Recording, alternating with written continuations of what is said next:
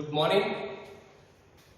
BA third year के तमाम विद्यार्थियों का मैं स्वागत करता हूं। इससे पहले जो हमारी क्लास हुई थी उसमें हमने सिलेबस पे चर्चा की थी और मैं 3 मिनट्स आपको समझा चुका था। आज हम BA third year paper first अंतर्राष्ट्रीय संबंधों पर यूनिट 4 पर चर्चा करते हैं। इसके अंदर सिलेबस में है क्या। पहले जो क्लास हुई थी उसमें मैंने एक बात पर जोर दिया था कि आप जब भी मार्केट से कोई बुक्स खरीदें तो वो नए ईयर की खरीदें, यानी 2020-21 की ये खरीदें ताकि कुछ नए डेटा आपको मिल जाए। इस बात का आपको विशेष ख्याल रखना है। और कोई बुक्स आप ऑनलाइन भी मंगवाते हैं तो इस बात का आपको ध्यान रखना है कि कहीं पब्लिशर जो है वो आपको पुरानी किताबें नहीं भेज दें, क्योंकि नई किताबों में अंतर्राष्ट्रीय राजनीति के नए डेटा जो है वो आपको प्राप्त होंगे। चलो हम चर्चा करते हैं विषय के ऊपर। पेपर वही है आपका बीए थर्ड ईयर, क्लास है बीए थर्ड ईयर और पेपर का नाम है राजनीति विज्ञान अंतर्राष्ट्रीय संबंध। यूनिट 4 के अंदर जो है जो महत्वपूर्ण अंतर्राष्ट्रीय संबंधों में जो महत्वपूर्ण देश है जैसे यूएस, साम्यवादी चाइना और भारत की विदेश नीति की प्रमुख विशेषताओं का उल्लेख है।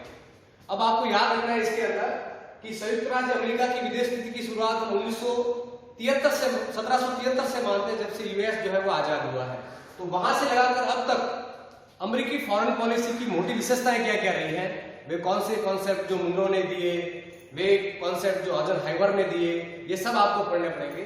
और वर्तमान में जो अमेरिकी प्रशासन है जिसमें हम बात करते हैं डोनाल्ड ट्रंप की, तो उसकी फॉरेन पॉलिसी क्या है एशिया को लेकर, मिडिल ईस्ट को लेकर, यूरोप को लेकर, चाइना को लेकर, ये सब आपको पढ़ना है। लेकिन साथ ही किसी भी देश की विदेश नीति के कुछ बुनियादी प्रिंसिपल्स होते हैं जिस पर विदेश नीति जो है वो आधारित होती है। तो यूएस की विदेश नीति की जो बुनियादी विशेषताएं हैं, सबसे पहले उसके अंदर आपको ये पढ़ना है। दूसरा है साम्यवादी चीन।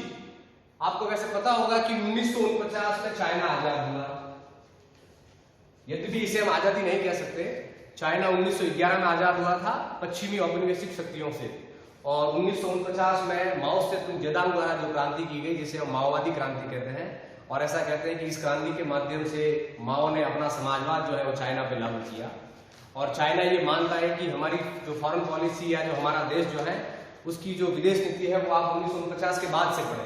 तो 1949 के बाद चाइना की विदेश नीति किस प्रकार की रही, किन किन विचारों पर वो आधारित रही, जैसे चाइना की विदेश नीति पर माओ से तुंग जेदांग के साम्यवादी विचारों का प्रभाव है। वर्तमान में वो जो वहां के राष्ट्रपति शी जिनपिंग, उनके सिद्धांतों का इसके ऊपर प्रभाव है। विदेश नीति के निर्माण में हमेशा ज्योग्राफिकल एरिया बड़ा महत्वपूर्ण होता है कि आपको अपने पड़ोसियों से किस प्रकार के संबंध रखने अपनी आवश्यकताओं के अनुसार। तो साम्यवाद की चीन की विदेश नीति की मोटी विशेषताएं क्या क्या है और आज इसके अंदर क्या वेरिएशन है, ये आपको पढ़ना है। और तीसरा इसमें पढ़ना है आपको भारत की विदेश नीति की महत्वपूर्ण विशेषताएं। आपको पता होगा भारत की विदेश नीति की शुरुआत जो है पंडित जवाहरलाल नेहरू के पंचशील के सिद्धांत से होती है। ये 5 शील जो है वो बहुत धर्म ग्रंथों में पाए जाते हैं। महात्मा बुद्ध ने कहा था कि जब किसी से विवाद हो अपने पड़ोसी से, अपने परिवार में, तो व्यक्ति को इन पांच बातों का हमेशा जो है वो ध्यान रखना पड़ेगा।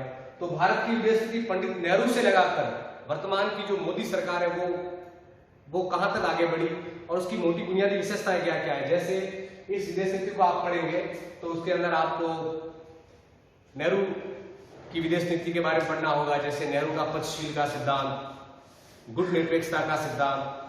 फिर उसके बाद में मोरारजी देसाई जो आते हैं भारत के अंदर, क्योंकि उसके बाद वो बड़ा वेरिएशन जो है वो मोरारजी देसाई लाते हैं फॉरेन पॉलिसी के अंदर। फिर इंदिरा सरकार क्या कौन सी फॉरेन पॉलिसी अपनाती है, उस समय कौन कौन से सिद्धांत दिए गए। उसके बाद विदेश नीति के अंदर गुजरात सिद्धांत है, पूर्व की ओर देखो है, पश्चिम की ओर देखो है।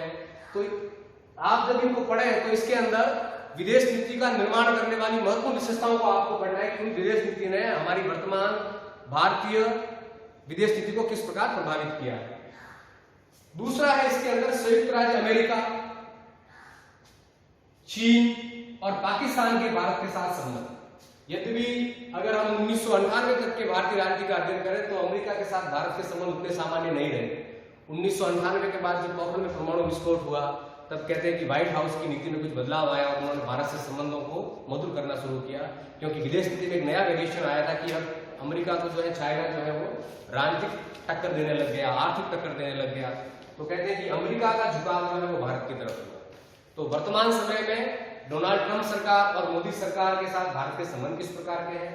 ठीक उसी प्रकार चाइना के साथ, यद्यपि इस कालखंड के अंदर चाइना से हमारे सीमा संबंधी विवाद है, और खास करके जब 5 अगस्त 2019 को जब सरकार ने धारा 370 हटाया और लद्दाख को जब एक स्वायत्त स्टेट का स्टेटस दिया, केंद्र शासित प्रदेश का स्टेटस दिया, तो इससे चाइना बहुत नाराज हुआ और कहते हैं कि चाइना ने लद्दाख की सीमा पर अपनी सेनाएं लगा रखी है। वहीं भारत ने भी चाइना को घेरने के लिए अपनी सीमाएं वहां खड़ी कर रखी है। तो वर्तमान में भारत और चीन के संबंध किस प्रकार के हैं, ये आपको पढ़ना है। और इससे पूर्व 1962 की जो हमारी लड़ाई हुई है, तिब्बत के प्रश्न पर जो हमारे विवाद हुए हैं, और वर्तमान में जो हमारी फॉरेन पॉलिसी है चाइना के साथ, भारत के साथ, वो आपको पढ़ना पड़ेगा। तीसरा महत्वपूर्ण देश है इसके अंदर पाकिस्तान। अंतरराष्ट्रीय राजनीति में पाकिस्तान के साथ हमारे संबंध जो है पिछले 70 सालों से सामान्य नहीं है। उसके कुछ कारण तो जो है वो आजादी के समय के हैं और कुछ कारण जो है वो बाद में उपस्थित हुए हैं। तो पाकिस्तान के साथ हमारे संबंध किस प्रकार के हैं, पाकिस्तान के साथ हमारी लड़ाइयाँ कितनी बार हुई है, और आने वाले समय में इसमें क्या वेरिएशन आ सकता है, किन किन बिंदुओं पर हमारे टकराव है, ये सब जो है आपको यूनिट 4 में पढ़ना है।